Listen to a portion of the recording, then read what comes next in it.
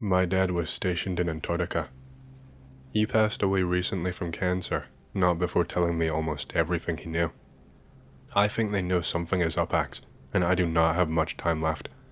I've noticed a lot of weird happenings and people skulking around the house at nighttime. Ask me anything that you want to know.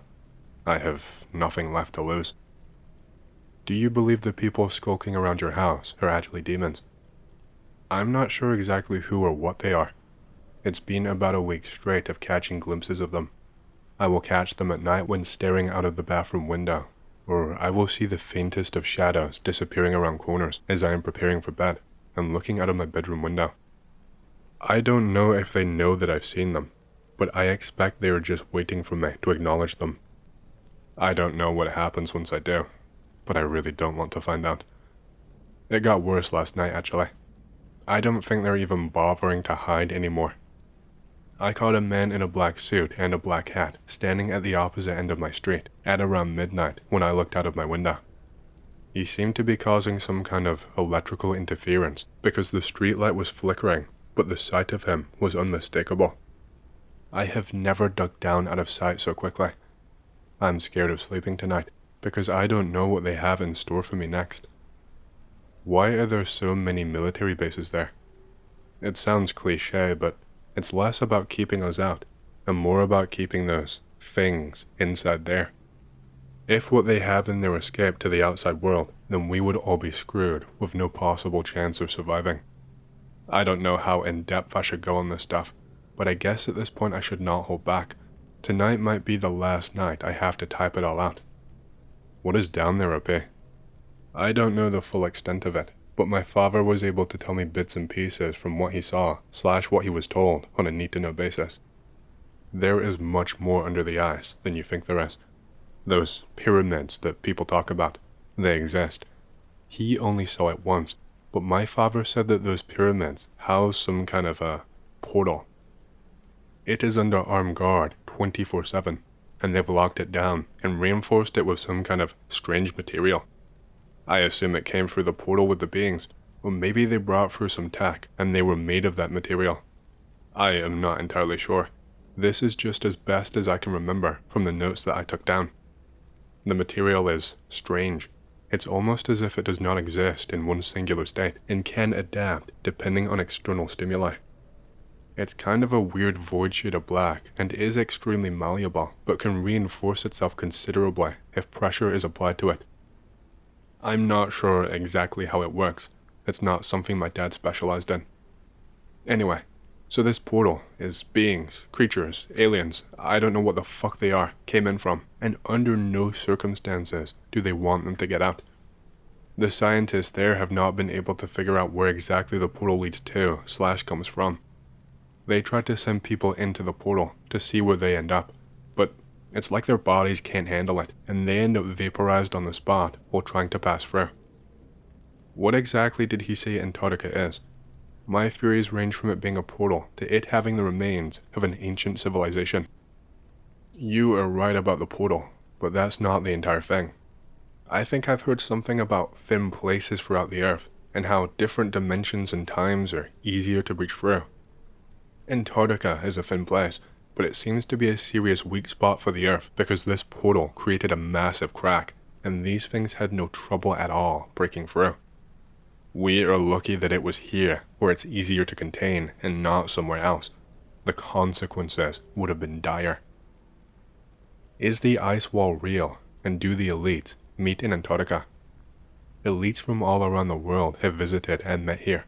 Think of any elite, any at all, and I can tell you with 100% certainty that they have been here. It's not for some great big conspiracy or whatever. It's because they needed to see for themselves, to be convinced at just what has happened here. The portal, the beings, the experiments, the things that they've done to some of the workers there. Every major leader is working on how to contain and dispose of this threat, if even possible, and working on possible countermeasures. They don't care about us. They just want to guarantee that they can save themselves. OP here. I made it through the night. Just. I will respond to more questions while I still have time, and give the other info that I have, so you can ask more detailed questions.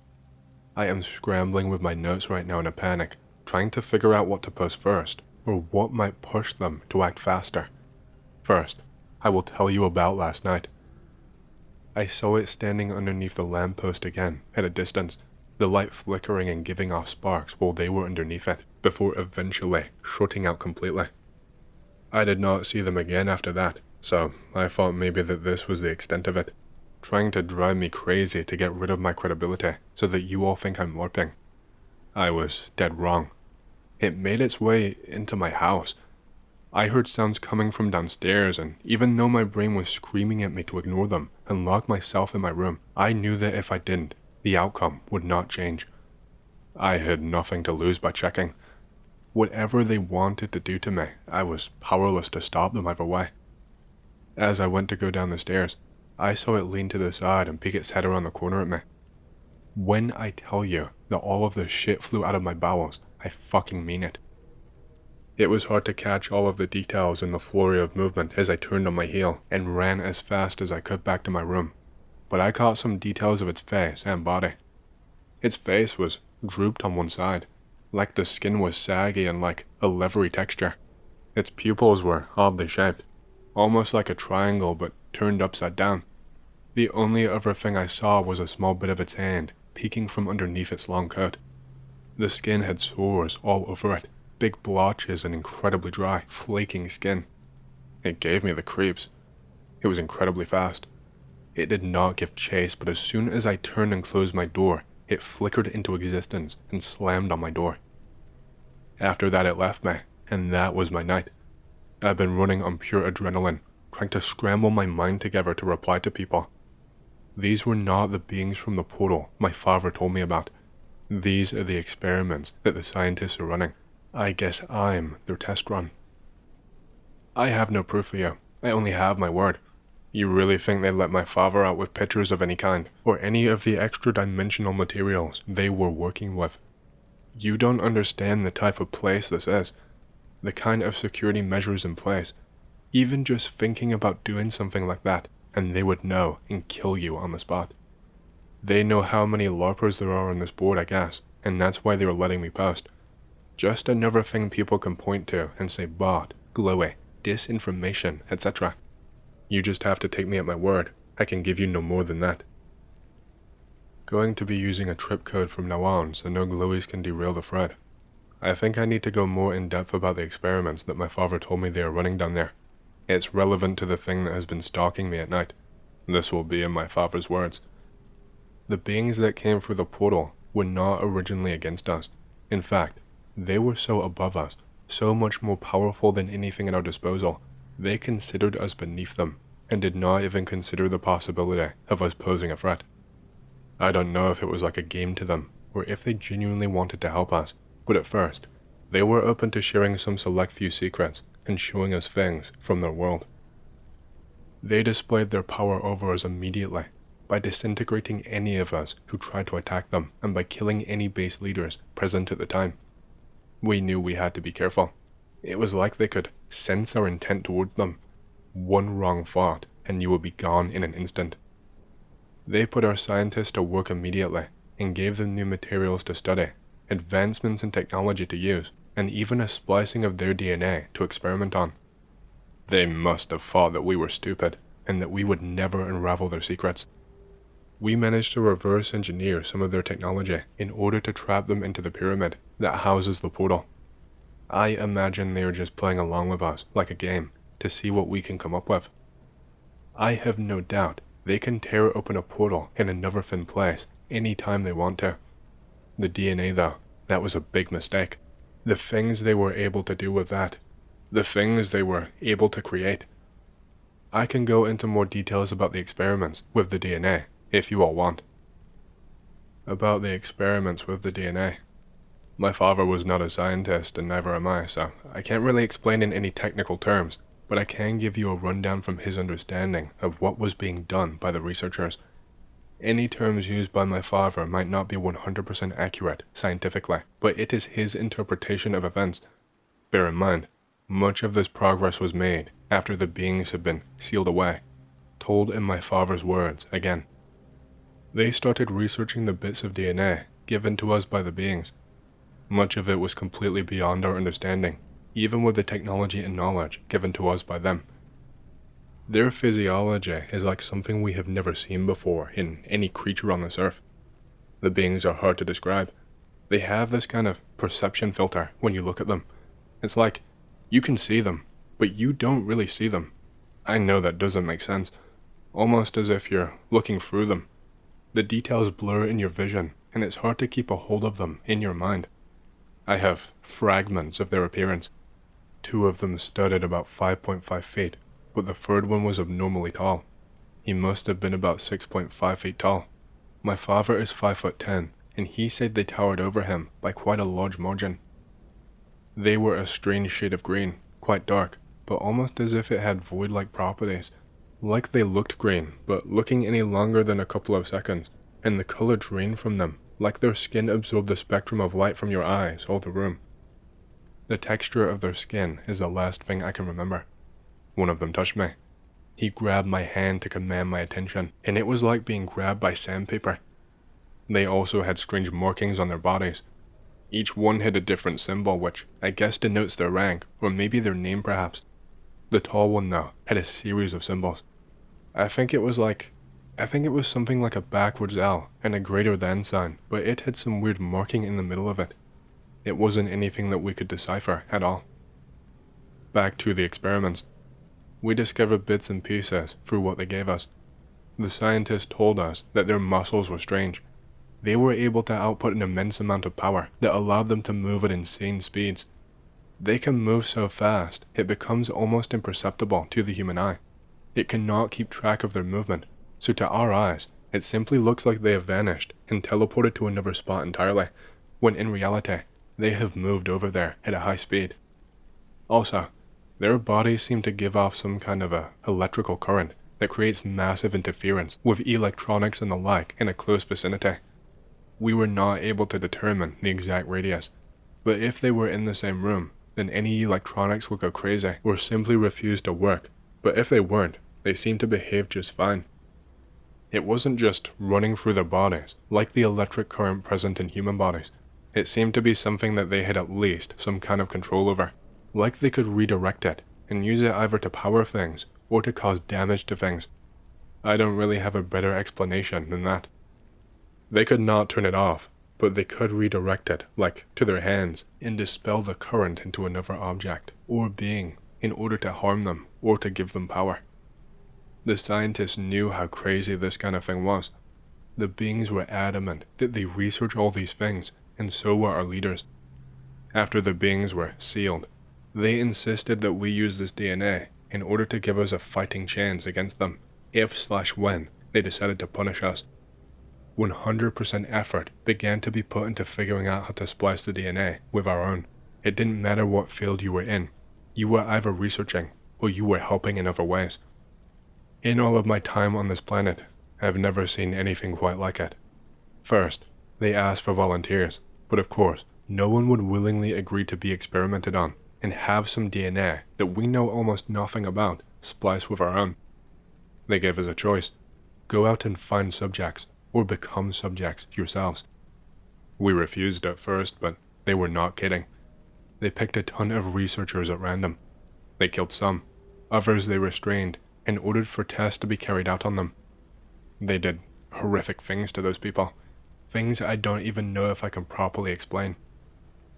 They tried different things like injecting the blood of the beings into the subjects, creating concoctions of DNA in order to force some kind of mutation or transformation, I don't know what. The higher-ups essentially just wanted their own versions of the beings, except under our control and more human, I guess. At first, nearly every experiment failed. The interactions with our human bodies and their otherworldly DNA was catastrophic. Some subjects were vaporized on the spot when coming into contact with this DNA. I don't know how or why or what, but much like the portal, I'll explain more on that later. It is like their bodies simply could not handle the information and the material and tried to reject it, but couldn't, I guess. Literally vaporized on the spot. Only an ashy imprint was left of them. After the first batch of subjects, the soldiers began to abduct anyone they could, who no one would care if they vanished. The homeless and poor people from countries that were not fully developed, who no one would or could go looking for. Anyone who tried to defect were also thrown into the testing labs. In the next batch of tests, they were able to stabilize the experiment somehow, and not have the subject vaporized on the spot, but the results were not positive. Some would react horribly, and their skin would turn a deep green. Blisters and cysts would form in all parts of their body, until they became an unrecognizable mass of blisters and they just stopped breathing. Other experiments caused the muscles of the subjects to expand way beyond what they were meant to, until they ruptured beyond repair. The skin would also swell and almost burst like a bag of air being popped. This would happen one by one to each muscle across a 24-hour period. The screams of horror were unbearable. Thankfully, they were short-lived, as the subject would pass on extremely quickly when undergoing this, because of the trauma. My father was not present for every experiment, but told me that they made significant progress just before he was discharged. I guess the thing that is stalking me is the fruit of their labor. They must have been able to pass at least some of the attributes of the beings on to their subjects. The only other thing I can think to tell you all about is the portal. Is there anything else that you Anons would like to know?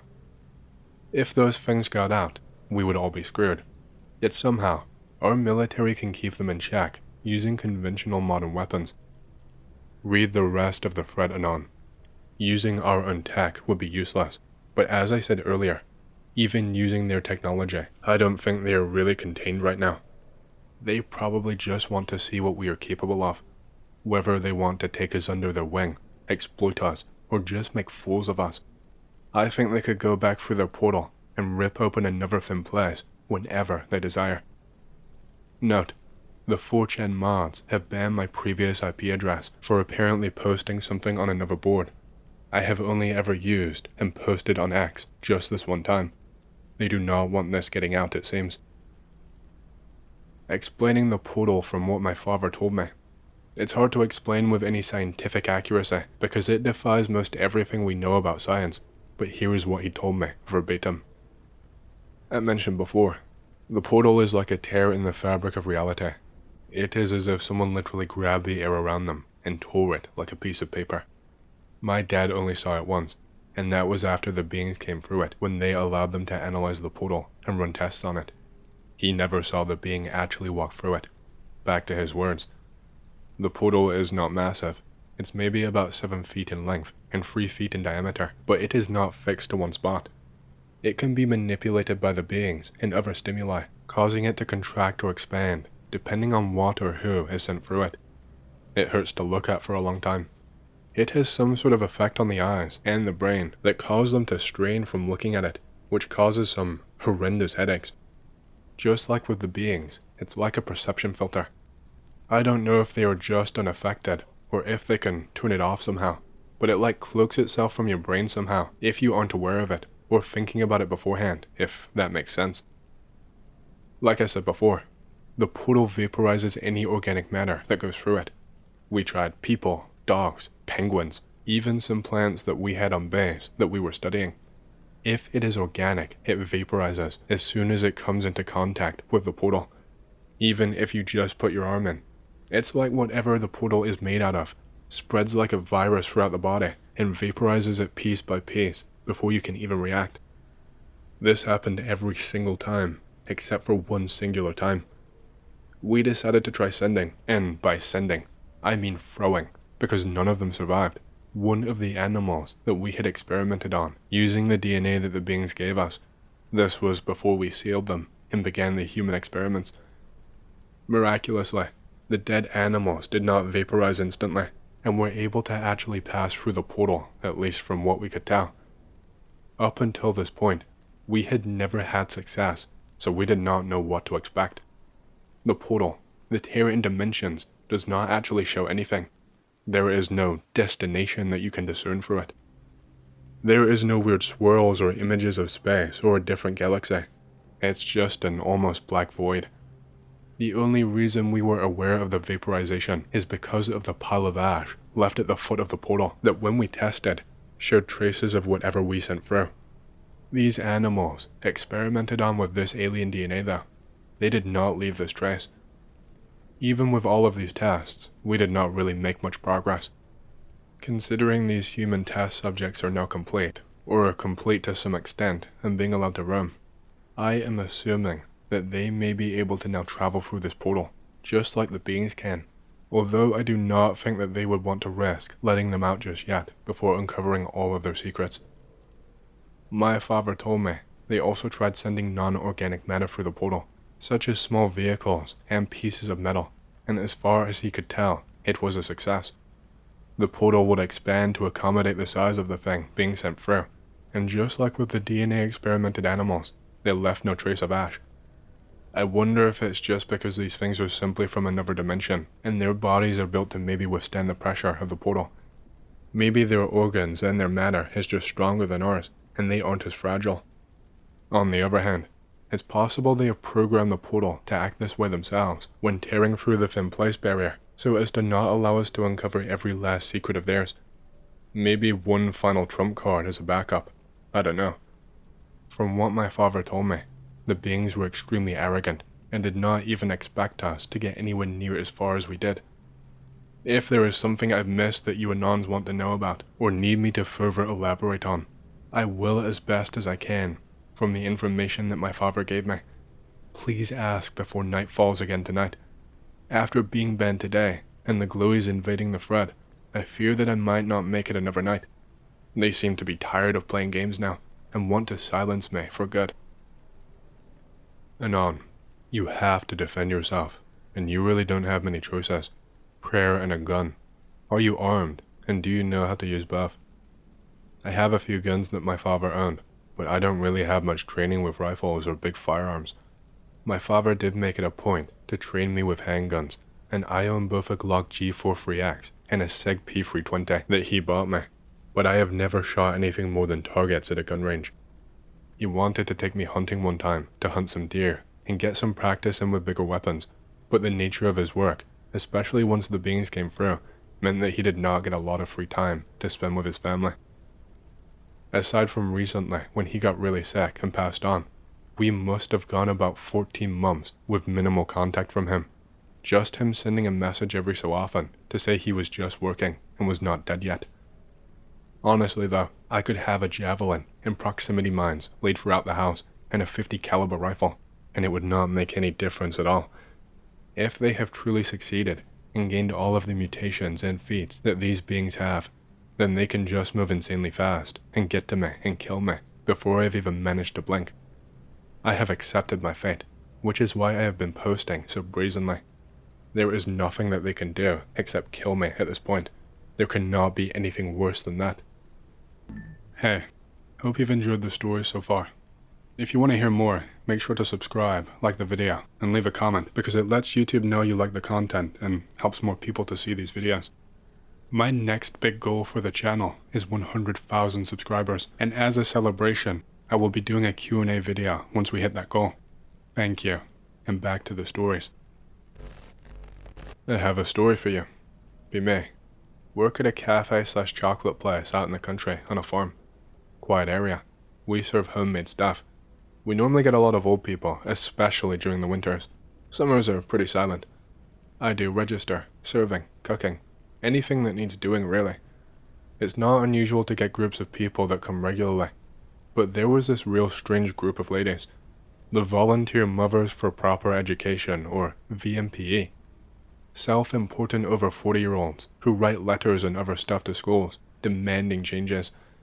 All had the same bumper sticker with their little committee logo, which was the group initials on a set of stairs, black on white.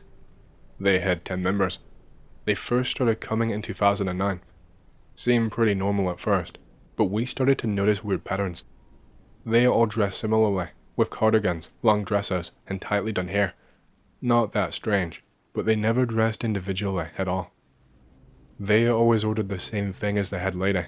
Let's call her the controller. The controller seemed to be the one who organized everything, planned their little committee discussions, and all that. The strictest woman I have ever seen.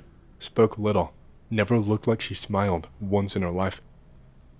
The group always came in at exactly 2:49 on the dot and got their food around 3 o'clock. Every day they would order something different, but always the same as what the controller had chosen, paid with their own money. One day, one of the ladies in the committee decided that she did not feel like having the same food that the controller ordered. The controller gave her this death stare. I have never seen someone look so angry. The other lady immediately shrinks away. She orders last, getting the same thing as the controller. The group comes back the next day, but there were only 9 members this time. The lady who wanted something else was gone, completely missing. We never saw her again. They come back every day and order the same thing, again and again. One day, there was an accident. 2011. This big metal decorative windmill next to the cafe collapsed and broke part of the roof. We have to close for the week, but it's 3:50. The controller demands the group be served, regardless. We are all trying to get everyone out because there was a worry that the windmill could catch fire because the neon sign stuck to it had smashed. I, of course, have to give the group their money back and refuse service. I get fucking death stared down by the controller. Beady, hate-filled little eyes. Unbelievably dark. They leave, never come back. Not the end of it. One day, we get 9 angry, abusive reviews on site. All of them claiming abuse, harassment, and other such bullshit. Storefront windows got scratched up with keys one day. No real proof to convict anyone, but I'm pretty damn sure it was one of them. This goes on. Group keeps spreading bad rumors about our cafe. We heard it through confused customers. Bogus delivery orders. Even a false police report one day. Told us a lady claimed we dealt heroin under the counter. Easily proven untrue. Eventually they seemed to give up. Never see them again. A little bit later, I heard from our friend who works at a diner on the highway about a similar incident with the group, but they only had 8 members as far as he saw. The finale. 2015, a few weeks ago. Hadn't seen anything involving that group for years now. Completely forgot until I saw a bumper sticker. VMPE. Started seeing their group name everywhere. Heard they got a new office in the town center, funding community events and other such stuff. Also heard the mayor's wife had joined their group. Never saw the original 9 ladies again, except for the controller. She came back to our cafe. Acted like she did not know us. Asked us to put up a flyer on our window. We say sure. She does so and leaves. Flyer is for some school fundraiser thing. I was pretty terrified when I saw her, to be honest. She looked like 90 years old now, but she was only like 50 in 2011. She doesn't look so strict and angry anymore. She looked tired. Really, really tired. I looked at the flyer from outside and saw her get into her car just outside the building and drive off. She's driving a ute now. Utility vehicle, like a pickup for non-Australians. It's covered in mud and shit and battered as hell. She used to drive a spotless red sedan. The back of the ute is filled with rope, shovels, and a few filled trash bags. Bumper sticker is on the black window. VMPE. Never saw the lady again. I still have no idea what to think, but it's left me kinda scared. I will post again if I find out anything else weird about the VMPE ladies. Be me, living in Phoenix, Arizona. Neighborhood is right next to a hiking ground called Papago Park. Supermoon and meteor shower happening in tandem with one another. It's December 2016. 1 to 1:30 a.m. Go to a white pyramid on a big mound called Governor Hunt's Tomb to see the meteor shower. 2:30 a.m.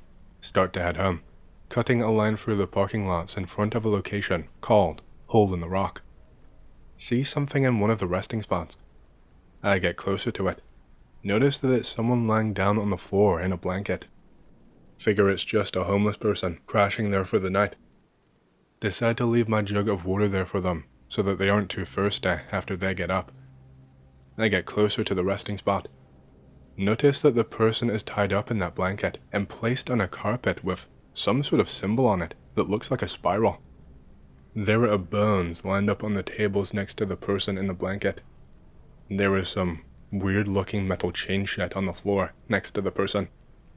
Just stand there frozen for a moment, like a deer in headlights. Decide to haul ass out of the fucking hiking ground. From that day forward, I have never fucking gone back to Papago Park after midnight.